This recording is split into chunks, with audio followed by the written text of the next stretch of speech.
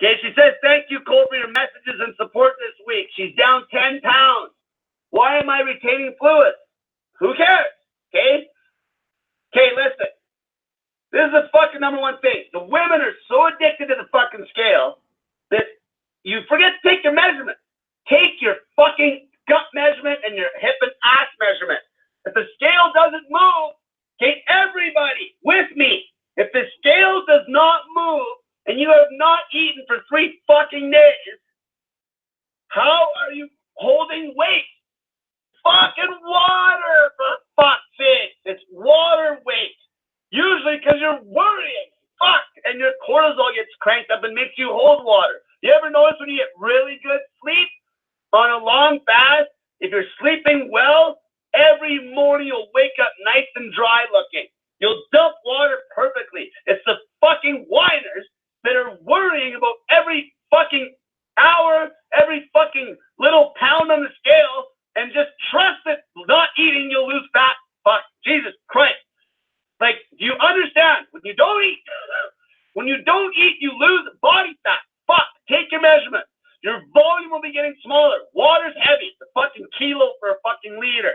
Okay? You're holding a kilo somewhere, there's a liter of water, and you might be way smaller in the weight. Measure your fucking gut. Post your fucking pictures. Look in the fucking mirror. That's what counts. Now, if your weight's not dropping and you're eating 1 meal a day or fucking 48, reevaluate your fucking eating routine and your exercise regimen, because none of you want to fucking exercise. You all want the easy way out. God forbid you have to go for a fucking walk every night. God forbid you freeze your fucking balls off in the fucking shower for fucking a half hour every day. By the way, a little tidbit, I'll probably make a video about this. If you're doing cold showers, don't expect to lose fuck all doing a cold shower unless you're pushing it to a shivering point. Okay? Well, that was a little excerpt from Cole Robinson, and that is from the Snake Diet Life Weight Loss Q&A that premiered 12 hours ago. And yeah, check it out. He's got some rough words all the time, pretty much. And that's his style, but he makes a lot of good valid points. And by the way, hey, what's up, everybody? Welcome to the Big Black Dude Show. Well, the Big Black Dude Podcast, I should say. And today is my 5-day fast results: the good, the bad, and the shitty. Oh boy, there's a lot of shitty things there, unfortunately. I was not expecting that, uh, but we'll get into it. And let's get ready to start this show. Uh, I always want to sort of like place something that has a unique perspective for anything I'm doing. This 5-day fast was one of the hardest things I've ever had to do, to be honest with you. But it was actually one of the most transformative as well, surprisingly. Uh, I have a lot of good points that I think I'm going to have to try to focus them out and explain them to you the best I can, which is very difficult for me because there's just a lot going on, with fasting. Mostly, I would say beneficial for anybody. One suggestion I would say is that if you want to try to just not eat for 24 hours, there's no harm in it. There's no harm in it. Uh, when it gets to 48s and 72s, depending on if you have certain medications that you take or health conditions or low blood sugar, high blood sugar, diabetes, and what have you, please, consult a doctor before you do anything like that. And that's just a blanket disclaimer because honestly, you got to do that. You got to cover your bases, in everything that you do. I'm not a health professional.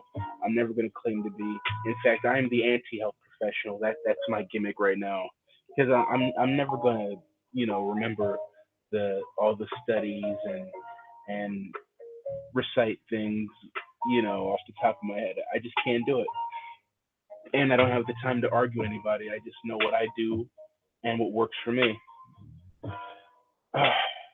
But yeah, the fast was very interesting. Um, I would say mostly good, mostly good. Uh, and I guess that's what we can get into first.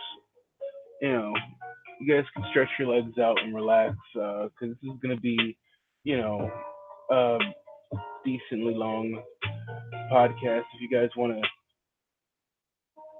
let me have my thoughts spread out evenly, because there's a lot to unpack. I guess I can go day by day. I didn't really upload any extra videos um, prior to day three, I believe, just because there's so much going on. I'm just getting used to this social media space and actually uh, recording my life, being mindful of it. You don't know how hard it is to just remember to record shit, especially when you're in the moment, any moment in particular, whether you're with your kids or you're going out to eat or you're sharing just a moment with somebody. Uh, just just stopping to pick up the phone can be a distraction sometimes, and life happens. And I'm gonna try to get better at it, but this is the transformative process that we're all gonna be going through. To be honest with you, yeah, I'll get better at it. I'm just gonna keep on doing it, and we'll see what comes out of it. Hopefully, some good things. But so this is gonna be the results video. I'm doing it in the podcast form simply because convenience. I do enjoy sharing my views on things in a much longer format because all this shit is complicated. Even my caveman understanding of it is so nuanced and complicated, and things can be changed and altered uh, from how you do it versus how I've done it. And so, yeah, it's best to just flesh things out. So let's get back to it. I have to say, prior to that, if anyone's watched the prior videos, uh, I ate like shit for like a good week and some change. I was stressing out uh, big time, uh, and I fell off the wagon. I fell off the carnivore bandwagon. So if anybody knows, I usually follow a carnivore style diet, which matters in this case because if anyone doesn't know, or apologize if you heard me say it before, and I'm going to just constantly say it to make sure that everyone knows what I'm talking about. A carnivore diet is animal-based diet where you just eat. It's animal-based, so you eat meat and exclusively that. It's meat. The I guess super strict version of the carnivore diet would be predominantly meat exclusively, I should say, and salt, organ meats, which would be the liver, the heart, the kidneys. Some people eat the brains. Some people ferment their food, like they'll actually take liver and chop it up into tiny little pieces and put it in jars, close it up, put it in a mason jar, um, and just throw it in the fridge for months at a time. I've experimented with it. I don't have the time right now to do it again. It was interesting. It was definitely interesting. The liver that I chopped up, uh, there's a bunch of variables in terms of, they call it high meat.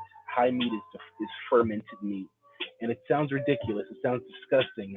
I understand, but there's plenty of evidence that uh, throughout history, uh, cultures have been fermenting meat in various different ways.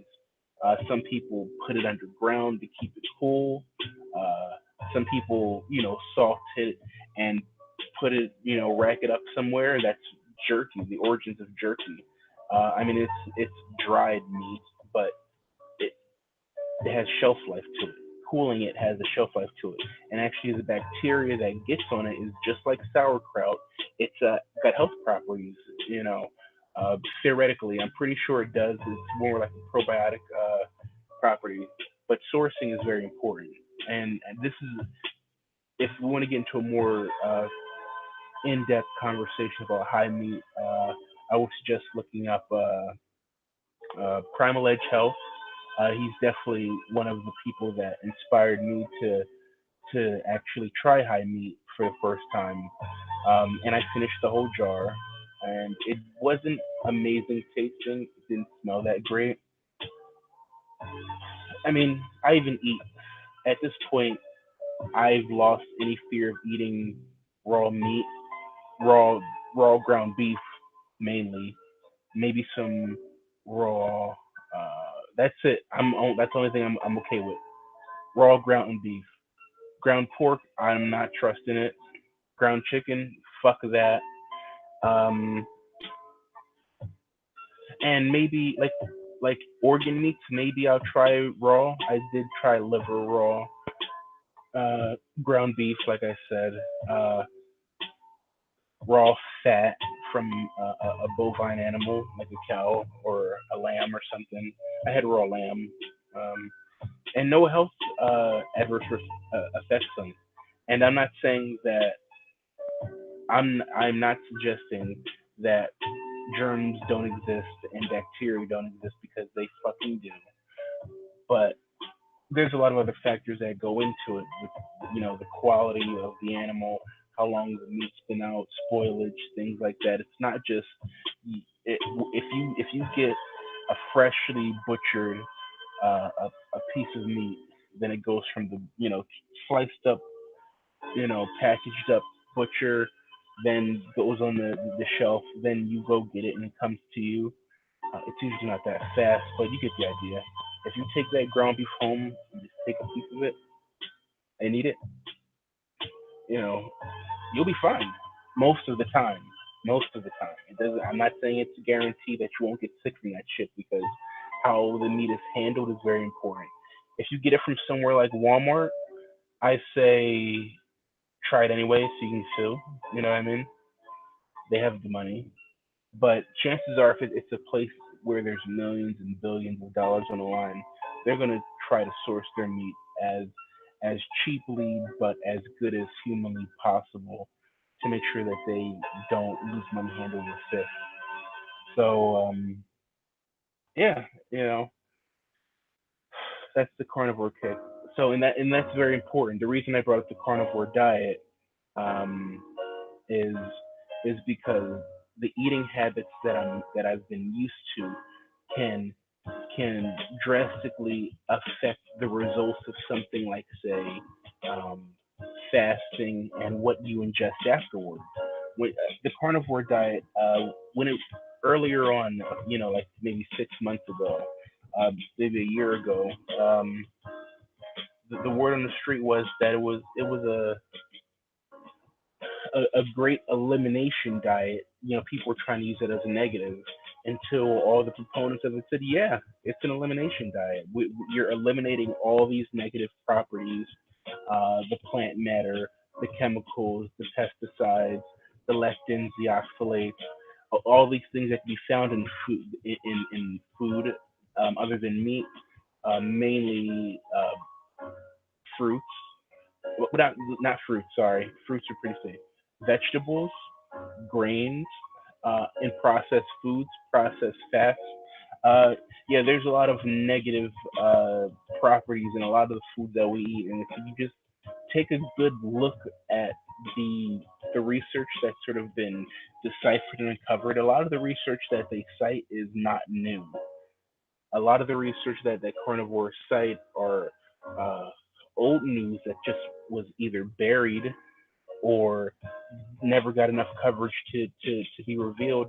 You get a news story. You remember, growing up, you'd see a news story of some scientific breakthrough or a new study in the newspaper, and that's still the first and last time you'll ever hear of it. You know, while they've been pushing dietary guidelines down our fucking throats, for as long as I've been born, literally, the dietary guidelines are complete and total fucking bullshit. They always have been. And there's good news in that. The good news is there's a solution to that. The good news is that there's an answer to that. The good news is that once you find out the truth, you get the power back. That's the fact, the truth of the matter, right there. This is why things like truth are very powerful. This is why things like truth um, need to exist, because it gives you the authority to make the choices. Once you know that eating just meat makes you feel fucking amazing, you can still make the choice to eat like shit, and I did.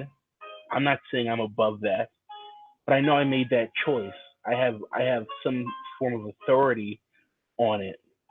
I was feeling like complete dog shit. My life was eroding. I was gonna make some drastic shifts in the way everything was operating. I didn't feel like thinking about food. I didn't feel like going to the store and buying ribeyes and preparing them. I just didn't want to do anything. So I just ate whatever was available. But that was a choice I made. But knowing how I feel on the carnivore diet, I always come back to it. And I have the same conviction on things like fasting.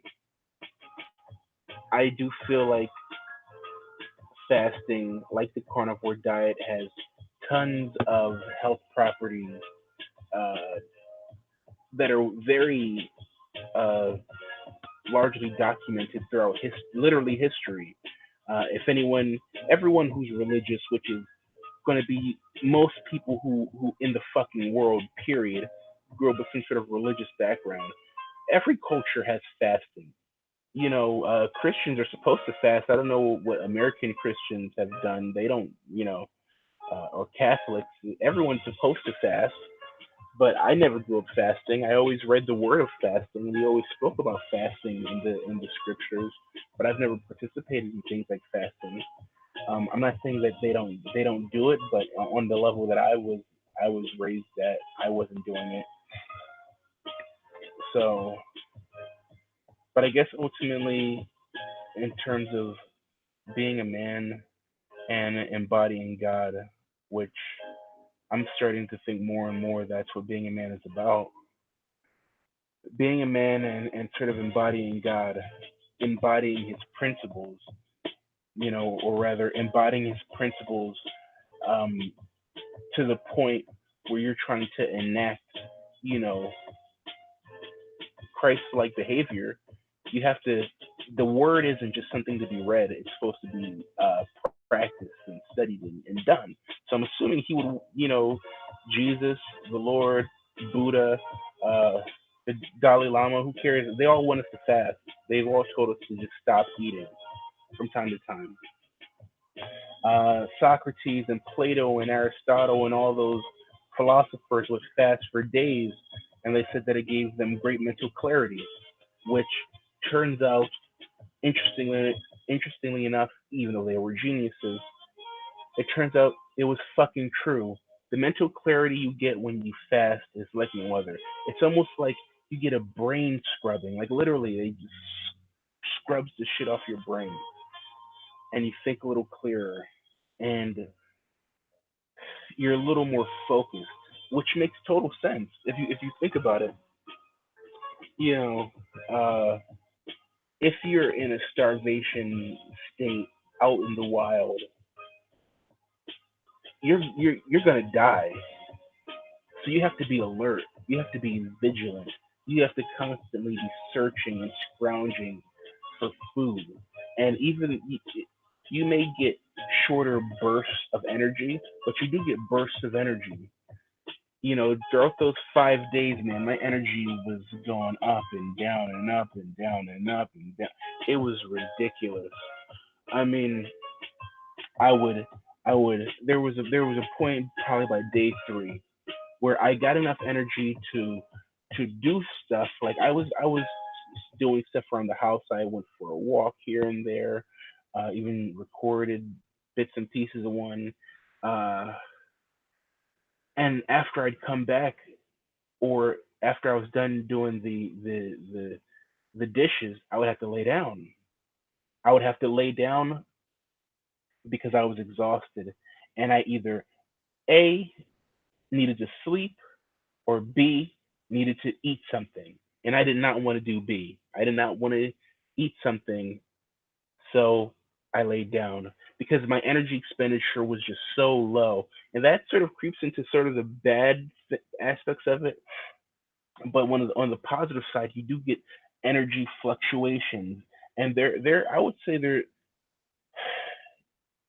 by day three, they're about 50-50 energy fluctuations on the good side, and 50% on the bad side. But by day four and five, it was sort of teetering. In fact, no, by day five, I had energy again, but I was just so hungry. My body, maybe it was the anticipation of eating, but my body was ready to eat. And, I actually broke my fast a little early, truth be told. Instead of reaching 120 hours, I only reached 111.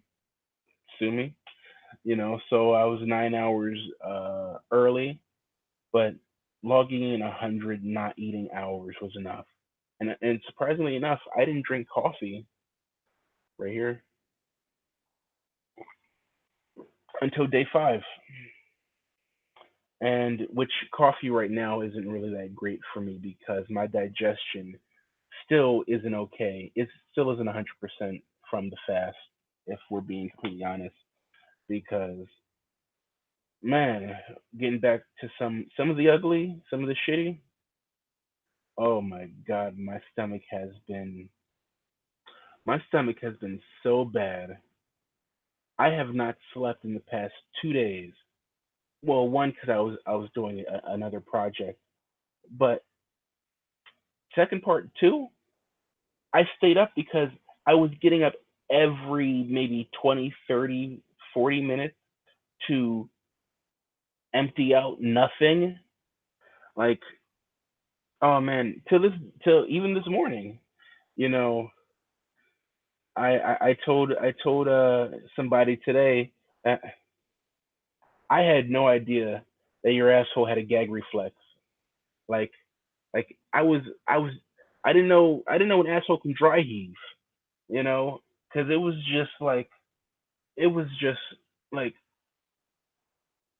my asshole was like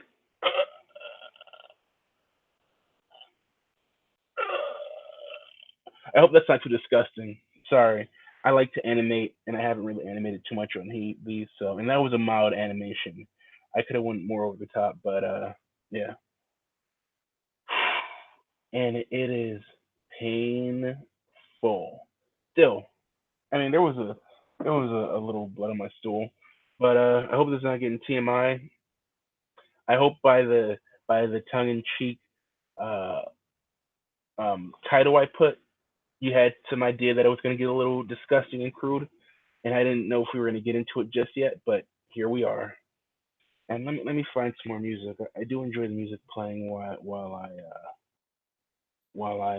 talk to you guys. It just helps me pass the time in a more naturalistic way. Because what I usually do is I'm listening to music all the time. Like there's some spot checking in the house that I have to do in terms of cleaning up, uh, and I will have music or podcasts playing. And how am I looking? I mean, is there any difference? It's hard for me to tell, to be blatantly honest with you. Like, I still feel like the same 400-pound guy I used to be, and I've made substantial changes. I've lost over 100 pounds, and I still don't feel the changes most days. And even though the scale is slowly going down, it's still been stagnant. If we're gonna be completely honest, I think I've floated around the same 20 pounds of weight for a good year now, year and a half. Uh, there, what happened would be the you know uh, children that started popping up left and right in my life, because I was living fast and loose. Uh, Work stress and just a lot of stress and a lot of falling off the diet. And yeah, I've just been stagnated because yeah, my brain was ready to explode. Um, but as a man, everything is always pressed by you know as a man. But yeah, as a man, I have to start doing the things that I say, and I want to live. I want to live for my children. I want to live for myself. I want to make my late mother proud. I want to make anyone who's proud of me proud. And the only way to become a man is to become a man. I know as stupid as that sounds, it makes total sense. You have to embody it. Just like the Bible, just like Christ, just like Shaolin monks or Buddhists or ninjas or you know even Satanists. You have to embody uh, you have to embody the words. You have to turn the words into your own personal action. For example, oh man, anybody who wants to be a Satanist, you can contact the devil. I promise you. I promise you. Go into your in your room. Literally take a knife and start making ritualistic sacrifices on your ground. Like this is what embodying things mean. You got to do that shit. You got to anything. You know anything. You everything is real. Like every girl who looks good knows that there's a route in success in being a stripper. But the only thing that makes people a stripper are the ones who make the choice of being it. You know what I'm saying? Like you have to embody it. You have to embody things. And being a man is one of those things you have to embody. So I just can't talk. I just can't keep on talking and not doing. I have to do. And one aspect of being a man, being Christ like, is doing the things you say. Uh, the most profound thing about the Bible is everything that God put in the book has come to pass in one way, shape, or form. Uh, the more goodness is taken out of the world, the more degradation we see. It's right there in the book. Maybe that was maybe if the book didn't exist, it would be self-evident to us, but I don't think so. Because look at all the people right now who live out in the world that are completely uh, self-possessed and just almost has hatred on the world. Those things don't seem self-evident to them that taking goodness out of the world would just bring more bad because they have no goodness in their life and it's going worse and they have no idea why. So no, there's nothing, no word is self-evident. Period. Oh man. Anyway, we're going on tangent territory, and so going back to the fasting, let's break it down by day almost. Day one, I felt pretty good. I'm used to 24-hour fast. 24-hour fasting isn't that big of a deal for me. It's inconvenient. It's not fun for sure, but it is what it is. 24-hour fast isn't gonna fucking kill anybody. Uh, if you have to have surgery, if you have to get uh, a lot of shit done in the hospitals, they have you 24-hour fast. Everyone has 24-hour fasted before, in one way, shape, or form. You've had a day where you were fucking depressed and it just went by and you didn't eat anything all day and you felt fucking normal. It happens. But anyway, So day one was normal, besides being inconvenient because I was just now here's the thing. There is one there's one slight benefit to eating a bunch of junk on your before your fast.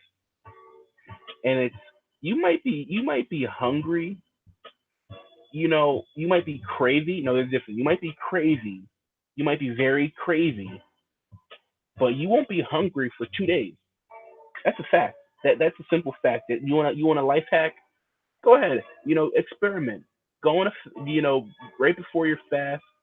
Just eat as much cake as you want until you throw up cake.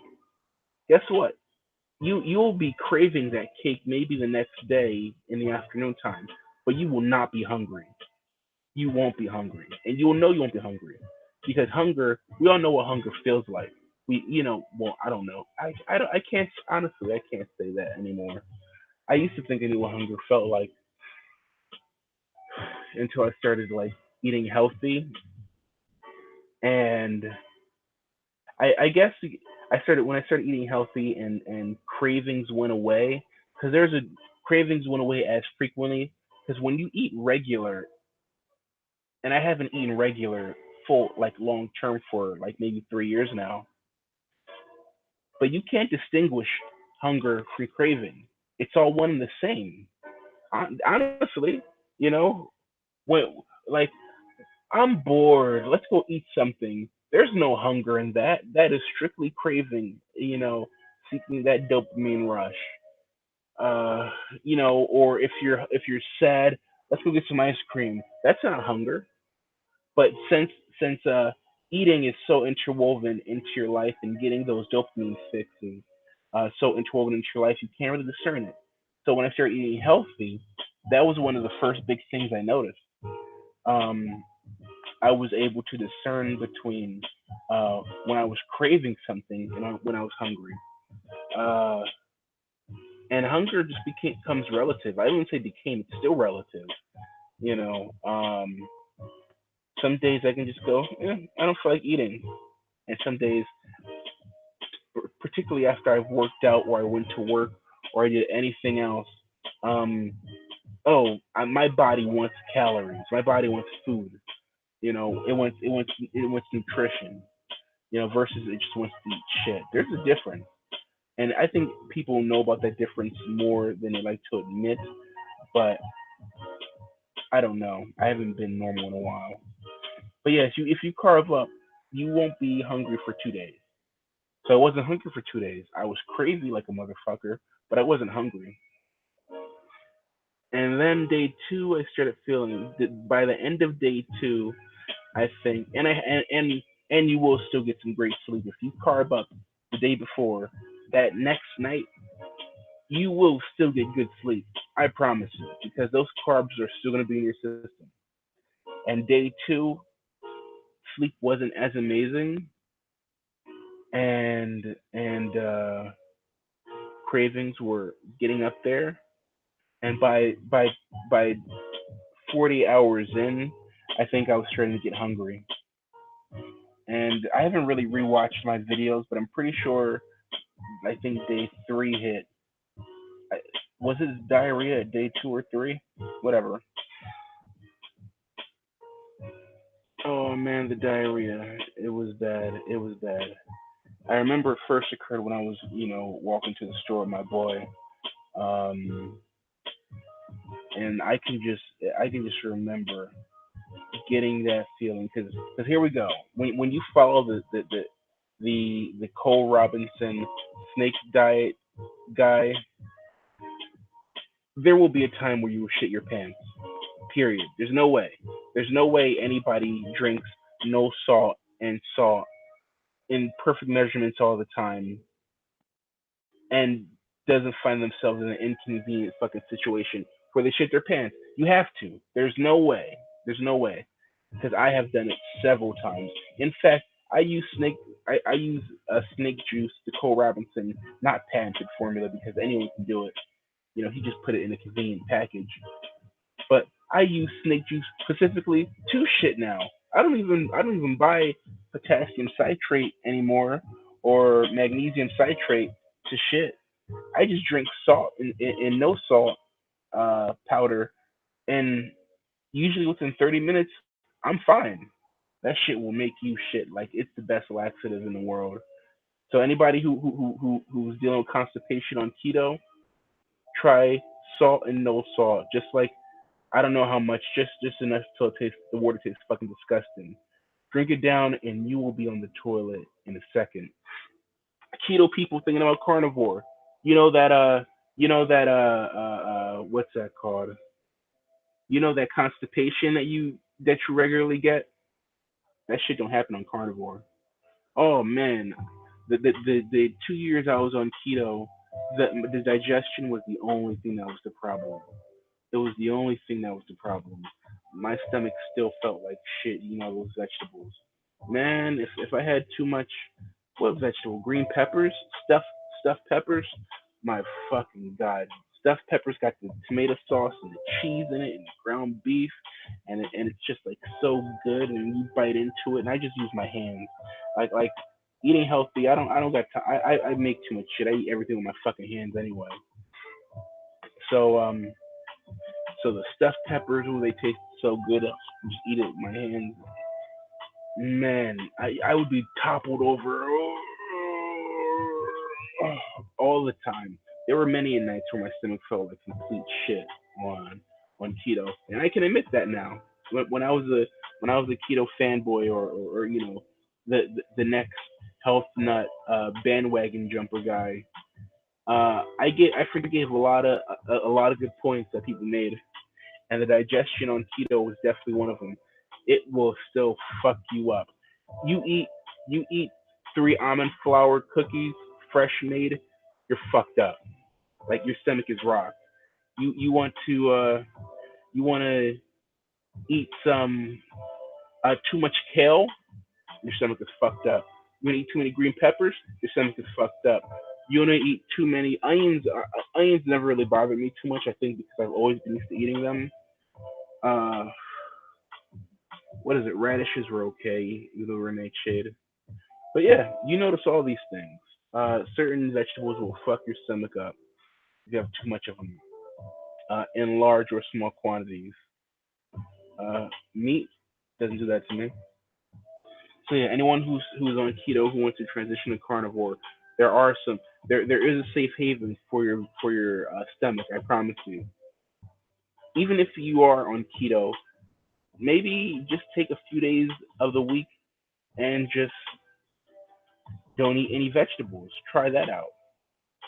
Up the fat, up the protein just a little bit, um, and try that out for a couple of days, especially if you're deep into it. I think that would help a lot of people break some plateaus, even if, especially if they did those 2 days concurrently, like one after the other. That would definitely be a great weight loss prevention, or weight loss tool, I should say, because there's all types of hacks you can do um, when you want to lose weight on any system. There's just a bunch of tools that you can use. For example, fasting. Fasting is just a tool. It's just a tool that I use.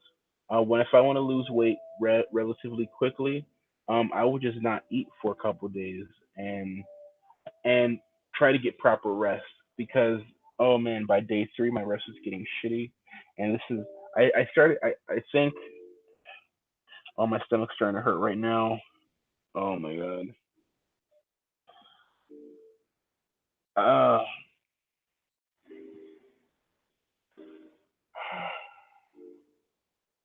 I'm gonna try to continue on. Oh my god. I want to end this.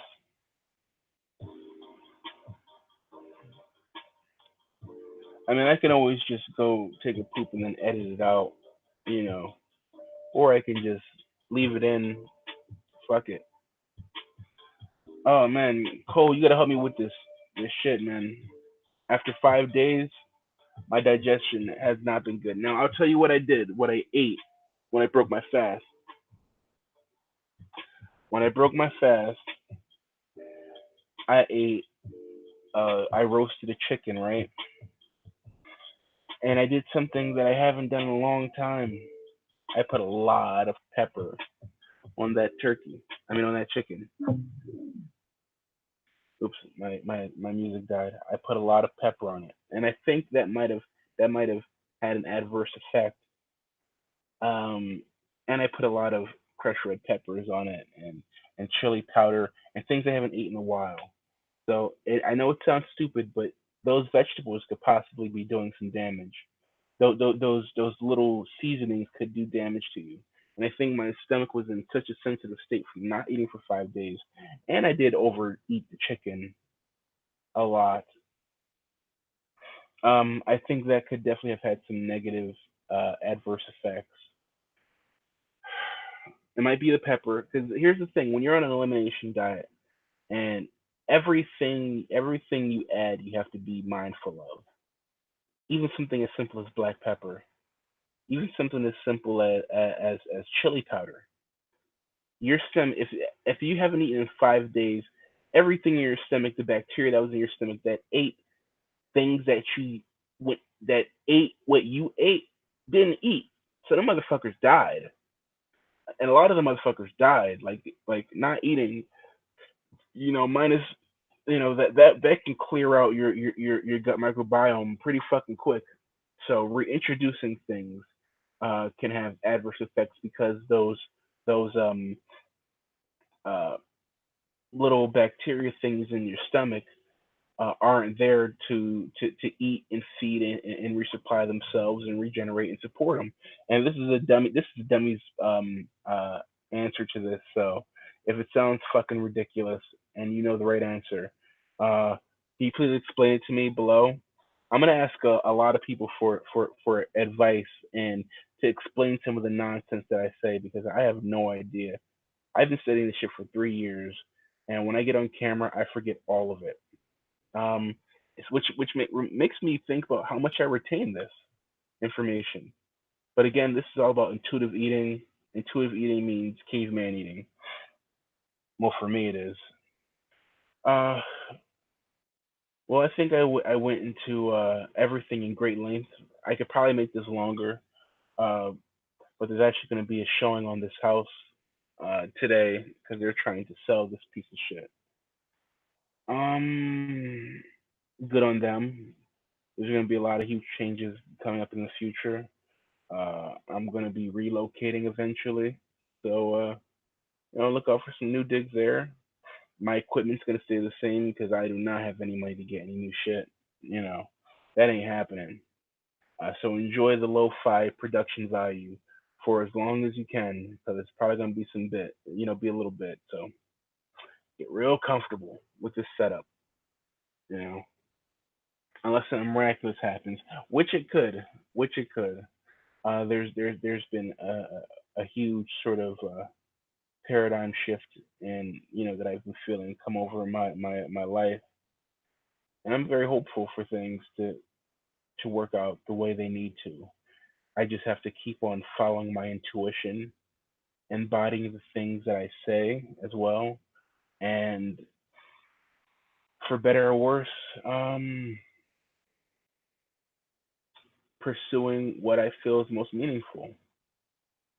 Uh, after fasting though, the veins on my hands, I guess you can't really see them. And if when I see them in real life, they look pretty nice. But there's actually veins. So actually, can you see one on this hand? No, they seem to get shy, uh, a little bit. They seem to get shy. I never could see my veins. I was always a hard stick. Anyone who knows what a hard stick is, it's when you go to the doctors and they try to stick you with a needle and they can't find the veins because they're too fucking fat, you know, or you're dehydrated, but it's mostly because you're too fat. And I was always considered a hard stick, so they always went in my hands, and my hands were still very hard to get into because the fat around my hands. But now I have veins. I think you could see them now. Look at that. I haven't had veins. I don't think ever because I was too young and mushy when I was younger. By the time I get into my teens, I was way too fat to even see them. So this is my first time ever seeing my veins. There's actually a vein that probably you could see that I've never seen before. Look at my wrist. Can you see that? See when I put my arm up, it doesn't show that much, and this I guess there it goes. Look at it. See that? I never seen that before. I'm human. Oh my god, I'm mortal. There's a vein right there that's just going. Oh, that's some weird shit. That's really some weird shit. I've never seen that before. Like, it's on my other wrist too. You have no idea. Like seeing like veins, especially my veins, scares the fuck out of me. Mainly because uh, I don't like to know that my body's all fleshy inside. I'm sure you guys could see. There this zipper. Yeah, I actually was ripped open. I had heart surgery. We'll probably get into that story one day. Um, I used to hide it. I've been hiding it for years, honestly. Uh, it's been one of the things that I've been most embarrassed about in my life. Not really embarrassed. It's just a story that I don't feel like explaining to fucking strangers. You know what I mean? Like if I just meet you, oh, what's that? Oh yeah, I almost died. When I was, in my late 20s, and I don't feel like telling that fucking story to every fucking body who meets me, unless I sit up and have a round table with everybody and just tell them one time. But it's not gonna happen.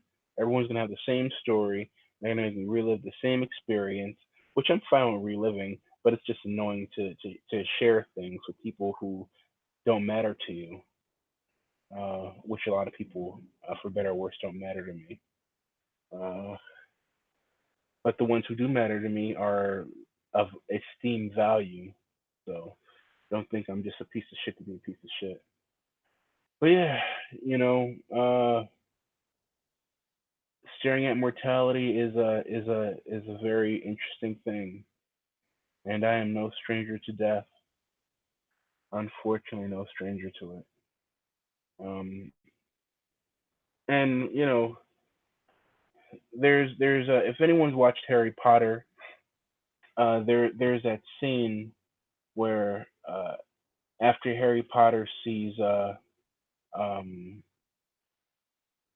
uh, Edward Cullen die, like the next movie, he starts seeing these horses that are already dead. They have names for them, or they're not dead. They're just horses that have a unique property, and they're in the forest next to Hogwarts, and they have a unique property to where they can only be seen by people who have seen and understood death, uh, seen, processed, and ultimately understood and accepted death.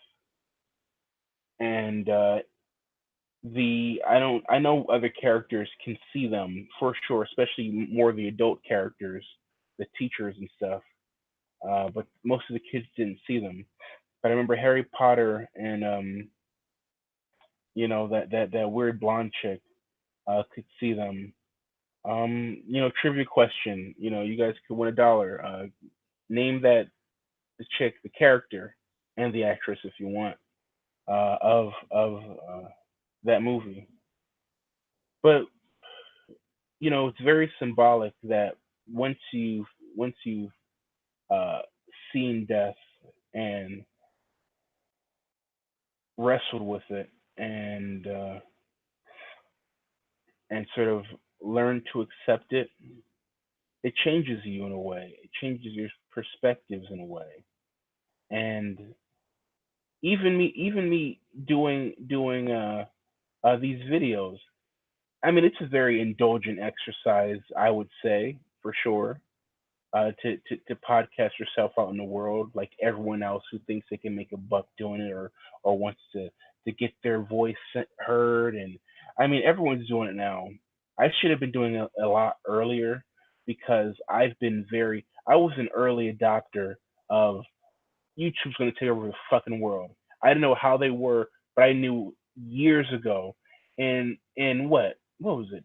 It had to be 2015. Maybe it wasn't even YouTube. It was just the internet. People were uploading uh, uh, uh, videos on this website, and I was like, and me and my friends, pardon me, me and my friends had a little music group, and I was never the music guy. I was more the inspiration guy. They call him an A&R. Like I was sort of a guy who would help with production and give uh, tips, and I had a really good ear for music, so they respected my opinions, to a degree, and then it sort of got away with them with ego. Um, and we recorded quite a bit of music. We recorded over 100 songs, and I don't even know if those songs exist anymore anywhere because the studio that we went to, uh, dismantled, and we sort of dismantled, and yeah. But at that time, I always was like, man, I could just see where the future's going. People are going to be able to upload their own music videos on the internet for all to see, and you don't need to fuck the labels. You don't need the labels. You don't need all this. You just do it yourself. And I've been an early adopter of doing of talking about stuff like that, and I never stopped. But I've just seen it get bigger and bigger and bigger and bigger without putting my foot in the space. Um, for plenty of reasons, not that I didn't have the ambition, I just didn't have the know-how. I didn't have the know-how. I didn't have the time. I didn't have the discipline at the time. I didn't have the I had ideas. I have tons of ideas, which you'll see them being presented on different media relatively shortly. I have plenty of ideas. It was just, you know, I mean, I'd have to get into some personal things. Growing up, I grew up in a very difficult environment, and yeah, it's doing anything was just a chore.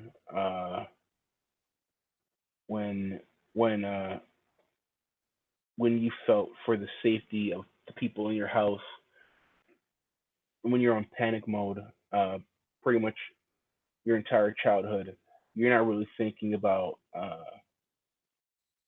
long-term plans. It's very short-term thinking growing up in the hood and growing up around, violence, whether inside the home, outside the home, on the corner, or in school. Growing up around violence had a profound effect on me. Some people who are more shielded, who have more love in their household, who have mentors and people to talk to and outlets and family, they have an easier time navigating it. But when you're just in the raw, pretty much alone with maybe your brother and sister, mostly your brother, your sister was already out doing shit. It's difficult, and so doing things like school, uh, that wasn't even an option. I just didn't want to die. You know what I mean? But anyway, this is a podcast format, so we can pretty much talk about whatever we want, and that's what I was doing right there, getting some introspective shit of my life. One day, some of these things are going to be viewed by somebody, um, whether it be you, whoever just watched it, or a famous person who wants to give me a contract, but most importantly, it could be my kids. You never know. These videos could be online forever for all I fucking know. So I want to leave a little piece of my digital footprint in the universe for them, almost exclusively for them. They can get to know the man that I was to some degree, if they even know these exist. But I'm sure there'll be better ways of codifying it. I'm sure they're YouTube is saving my data right now to be sent to my kids after my demise, so they could have something to sell them. I am sure there's an afterlife program that's going to be sent to people. Would you like to see your dead father again? Oh yeah, they're turning us into ads. They're going to capitalize on every aspect of human life, and I predicted that years ago. I didn't know how they were going to do it, but they're fucking figuring out ways. Anyway, not to end on a morbid note, I got some interesting things coming up in the future. Gonna continue on with uh, with these videos. I'm gonna start a different, more artistic, less vile and grotesque channel, and that's where I'm gonna do these short stories at. And that's why I put a little short story or preview of the short story that I'm working um, on here, but it's going to be also be on another web page that's going to, or another YouTube channel that's going to be just exclusively that, and hopefully it'll help me get better at my lost artistic ability. I could finally put my creativity out in the world in some way, in a way that I want to, because I'm very excited by them. I've never really tried to do that. That's something that came out of my fast. By day 5, I was having like powerful, just inspirational moments.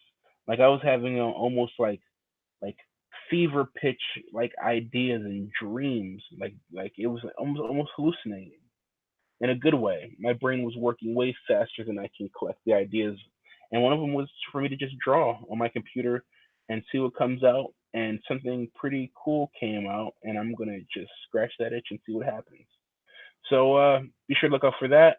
I will give you more details in the future. And that about wraps it up. Thank you guys for watching the Big Black Dude podcast. Aaron, the Big Black Dude, sweating his balls off. See you later, guys. Love you. Hey, Jeremiah. Love you. Bye.